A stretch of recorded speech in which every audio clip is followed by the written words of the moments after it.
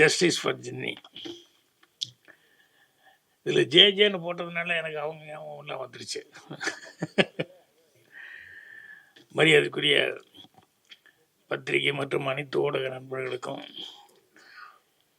என்னுடைய பணிவான வழக்கு தெரிவிச்சுக்கிறேன். அதே மாதிரி முன்னாடி உட்காந்துருக்க வாழ்த்து வந்திருக்கும் அனைத்து நண்பர்களுக்கும் என்னுடைய வணக்கத்தை தெரிவிச்சுக்கிறேன்.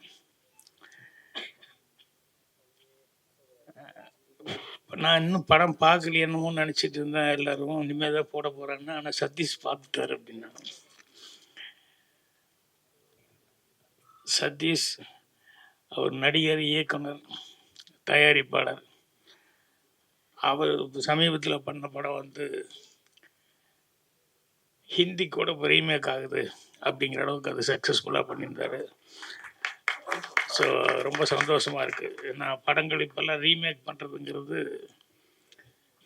கொஞ்சம் ரேராக தான் ரீமேக் ஆகுது. ரொம்ப நல்ல படங்கள் ரொம்ப நல்லா கலெக்ஷன் ஆச்சு அப்படின்னா தான் ரீமேக் ஆகுது. ஸோ அந்த மாதிரி ஹிந்தியில் பண்ண போகிறாங்கன்னு சொல்லும்போது ரொம்ப சந்தோஷமாக இருந்தது. ஸோ அவர் படம் பார்த்துட்டு அவர் சொல்கிறாரு அப்படிங்கும்போது கண்டிப்பாக கரெக்டாக அவருடைய ஃபோட்டோகிராஃபி பற்றி, கேமராமேனை பற்றி சொல்லிட்டு இருந்தார், மியூசிக் பற்றி சொன்னார். அப்புறம் அந்த படமும் ஒரு டிஃப்ரெண்ட்டான ஒரு இதில் எடுத்திருக்காங்க அப்படின்னு சொன்னார். ஸோ எனக்கும் முதல்ல எல்லாத்துக்கும் வணக்கம் சொல்லிடலாம். இந்த ப்ரொடியூசர் சையத் அவர்கள், அதுக்கப்புறம் ஆர்ட் டைரக்டர் வந்திருக்காரு கௌதம், கேமரா இவர் மியூசிக் டைரக்டர், அப்புறம் ஐஸ்வர்யா அவங்களுக்கு நீங்கள் விட்டு வில்லன் கேரக்டர் செஞ்சவர், எல்லாத்துக்குமே என்னுடைய பணிவான வணக்கத்தையும் வாழ்த்துக்களையும் நான் தெரிவிச்சுக்கிறேன். ப்ரொடியூசர் டைரக்டர் சந்தோஷ் அவர்கள் இன்வைட் பண்ணும்போது சும்மா என்ன கதை என்னன்னு சொல்லி ஜென்ரலாக படத்தை பற்றி தெரிஞ்சுக்கலான்னு சொல்லி கேட்கும்போது, இது ஒரு லேடிஸுக்கான சப்ஜெக்ட் அப்படின்னு சொல்லிட்டு ஒரு அவுட்லைன் சொன்னார். அவர் முன்னால் எங்கேயாவது ஒர்க் பண்ணியிருக்காரா என்னன்னு சொல்லிட்டு யாராவது வந்தான்னு கேட்பதில்ல, யார்கிட்ட ஒர்க் பண்ணீங்க என்ன அப்படின்ட்டு. இல்லை சார், எனக்கு சினிமாவில் இருந்த ஆர்வத்தில் படங்களை பார்த்து நானே கற்றுக்கிட்டேன், நடிக்கணும்னு ஒரு ஆர்வம் இருந்தது, அதுக்கப்புறம் டைரக்ஷன் பண்ணலான்னு சொல்லி டைரக்ஷன் பண்ணியிருக்கேன் அப்படின்னாரு. அப்போ அந்த அவுட்லைன் சொல்லும்போது ரொம்ப தெளிவாக சொன்னார். அது சட்டம், போலீஸ், காவல்துறை, நீதித்துறை இது சம்மந்தப்பட்டதாக இருந்தது அந்த சப்ஜெக்டு. நீட்டாக தெளிவாக சொன்னார். புதுசாக பண்ண போகிறது, யார்கிட்டையும் ஒர்க் பண்ணாமல் பண்ணுறாரு அப்படிங்கும்போது அவர் சொல்கிற நேரேஷனில் அவர் எவ்வளோ அழகாக சொல்லுவார் அப்படின்னு சொல்லிட்டு அதுலேயே என்னால் ஊகிக்க முடிஞ்சது. அவர் மட்டும் இல்லை, அவர் கூட சரவணன் எக்ஸிக்யூட்டிவ் ப்ரொடியூசர் வந்தார். இவர் சொல்லிட்டு இருக்கும்போது நடுவில் அவரும் பூந்துட்டு சில இடங்கள் இவர் தண்ணி குடிக்கிற கேப்பில், ஃபோன் பேசுகிற கேப்பில் எல்லாம் அவரும் படத்தை பற்றியும் மற்ற விஷயத்தை பற்றியும் சொல்லிட்டு இருந்தார். அவர் எவ்வளோ நாலேஜோடு இருக்கார் சினிமாவில் அப்படிங்கிறது பார்க்கும்போது எனக்கு உண்மையிலேயே ஆச்சரியமாக இருந்தது. அது எல்லாத்த விட பெரிய ஆச்சரியம் ப்ரொடியூசர் சையத் ஆரம்பித்தார் பாருங்க கதையை பற்றி.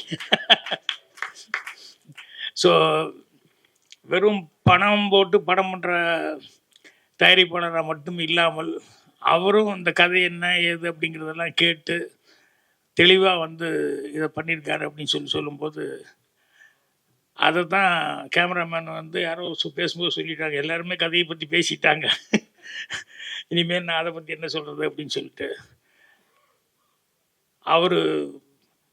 அவரோட தொழில் ரீதியாக சில விஷயங்கள் சொன்னார்.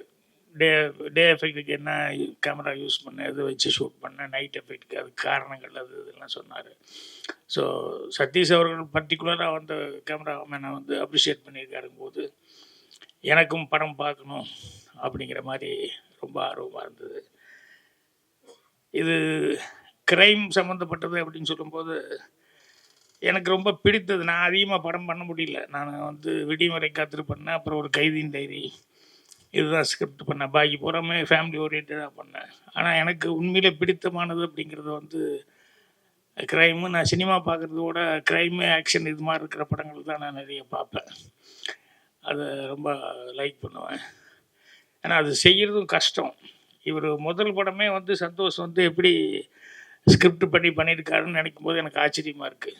ஏன்னா அது க்ரைமுக்கு அப்படிங்கும்போது அதுக்கு கொஞ்சம் தனிப்பட்ட ஒரு இதெல்லாம் வேணும். அதை ஸ்கிரிப்ட் பண்ணுறது, சீன் பண்ணுறது அதெல்லாம். ஸோ அவர் ரொம்ப தைரியமாக வந்து இது பண்ணியிருக்காரு. ஏன்னா எனக்கு வந்து ரொம்ப வருஷம் முன்னாடி சினிமாவுக்கு வந்த புதுசில் நான் பார்க்கல. ஆனால் எங்கூட அசிஸ்டண்ட்டு இதில் குழுவில் வந்து ஸ்டோரி டிஸ்கஷன் எல்லாம் உட்காந்துருப்பாங்க. கலைஞான சார், கனகசண்முகம் இவங்கெல்லாம். அவங்கெல்லாம் ரொம்ப சீனியர்ஸு. அம்மாரா இவங்கெல்லாம் உட்காந்துருக்கும்போது ஏதாவது அவங்க சர்வீஸுக்கு சில படங்கள்லாம் சொல்லுவாங்க.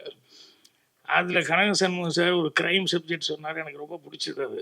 இன்னும் மனசில் அப்படியே பதிவாயிருக்கு. என்னென்னா 2 பேர் அக்கா தங்கச்சிங்க.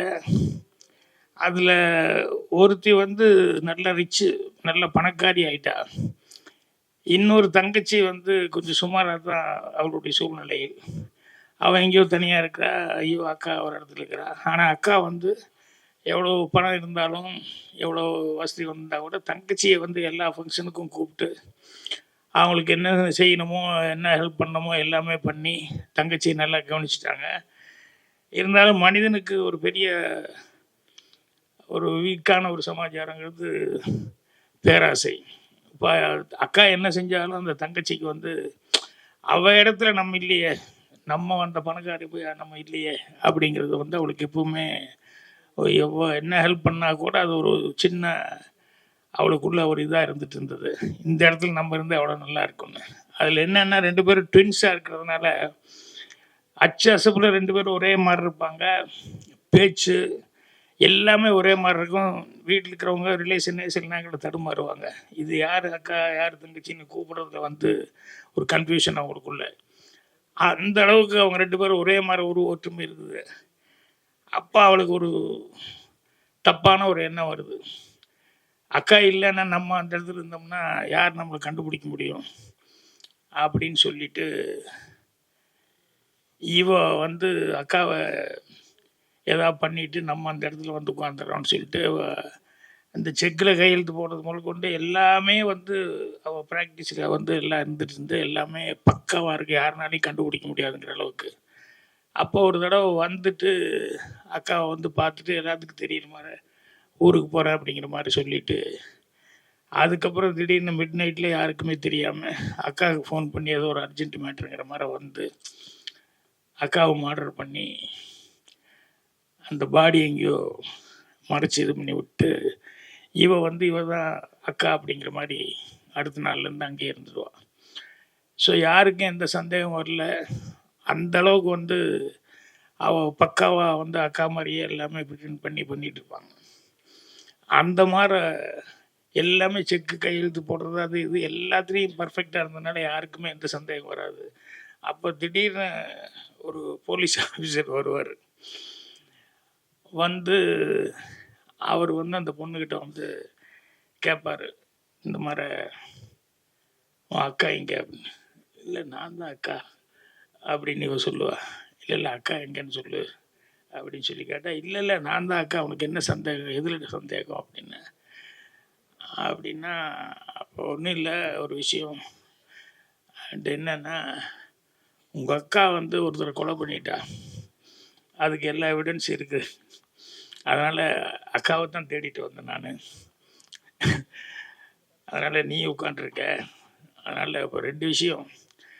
ஒன்று, நீ தான் அக்கான்னா அந்த கொலைக்கு எல்லா எவிடன்ஸ் இருக்குது, நீ அரெஸ்ட் ஆகிக்கிற, நீயே சரண்டர் ஆகிக்கோ. இல்லை நீ தங்கச்சி அப்படின்னா உங்கள் அக்கா எங்கே, அக்காவை என்ன பண்ண. ஸோ அக்கா கண்டிப்பாக நீ கன்ஃபார்மாக அவளை கொலை பண்ணிட்ட. ஸோ அதனால் நான் வெளியே வெயிட் பண்ணுறேன். ஒன்று அக்காவன்னா அக்காவை பண்ண கொலைக்காக வந்து சரண்டர் ஆகிக்கோ, இல்லை தங்கச்சின்னா அக்காவை கொலை பண்ணதுக்காக வந்து சரண்டர் ஆகிக்கோ. நான் வெளியே உனக்கு டைம் கொடுக்குறேன், ஒரு 1/2 hour யோசிச்சுட்டு வா அப்படின்னு சொல்லி.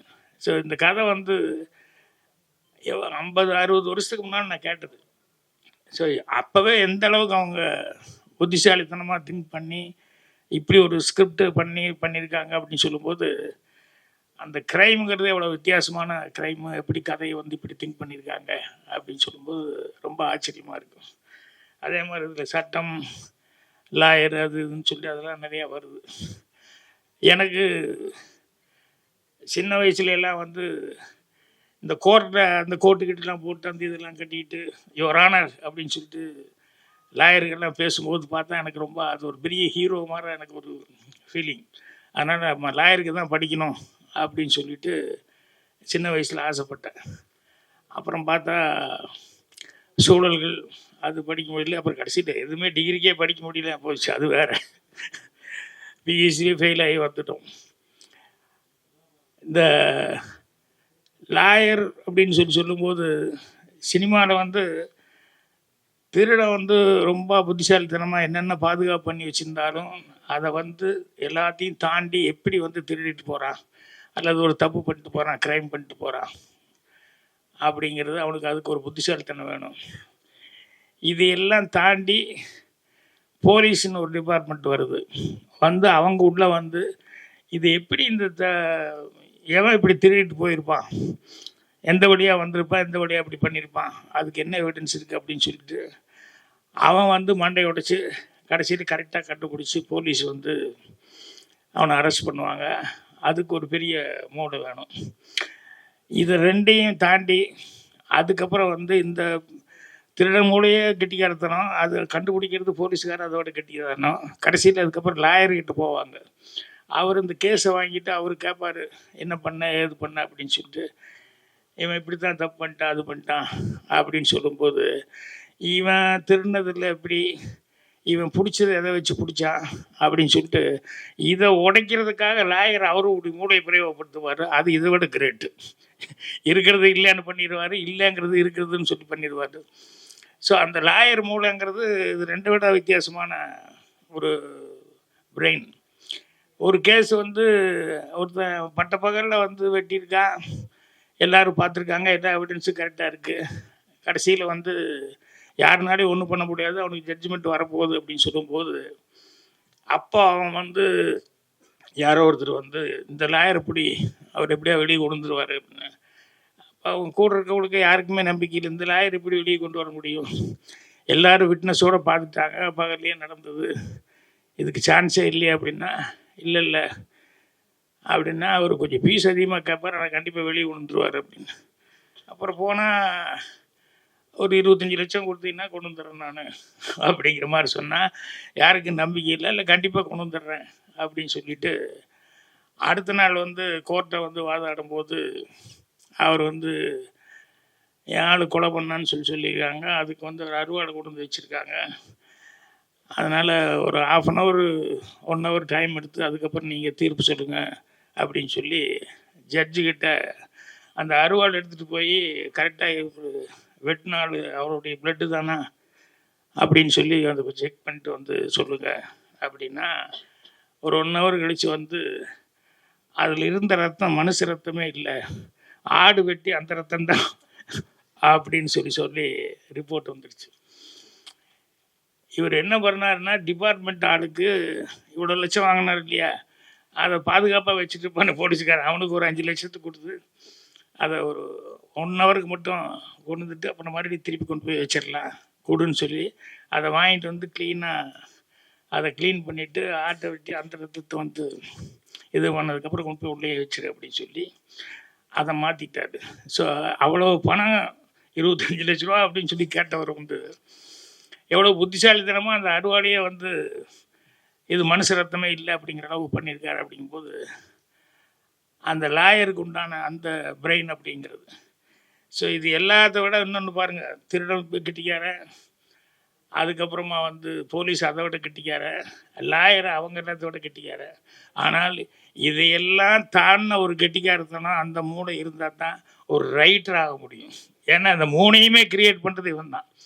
போலீஸ் திருடனையும் தான் கிரியேட் பண்ணி ஆகணும், எப்படி திருடுறான்னு, போலீஸ் எப்படி கண்டுபிடிக்கிறாங்கிறது இவன் தான் கிரியேட் பண்ணணும், லாயர் எப்படி ஆர்கியூ பண்ணுறாருங்கிறதும் ரைட்டு தான் கிரியேட் பண்ணணும். அப்படிங்கும்போது இந்த ரைட்டருங்கிறவன் எல்லாமே தாண்டி அவன் யோசிக்கணும் அப்படின்னு சொல்லி அந்தளவுக்கு அதுக்கு வந்து நாலேஜ் இருக்கணும். அதனால தான் க்ரைம் செய்யும்போது வந்து எவ்வளோ கேர்ஃபுல்லாக வந்து க்ரைம் பண்ணுறாங்க அப்படின்னு சொல்லிட்டு அந்த மாதிரி சப்ஜெக்ட்டுக்கெல்லாம் பண்ணுறாங்க. ஏன்னா இப்போ வந்து ட்ரெண்ட் ஆகிப்போச்சு. வெப் சீரிஸ் அது எல்லாமே நிறையா பார்த்தீங்கன்னு சொன்னோம்னா எல்லாமே ஏதாவது ஒரு க்ரைம் அதை எப்படி கண்டுபிடிக்கிறாங்க என்ன அப்படிங்கிறது அதை ஃபாலோ பண்ணி போகுது.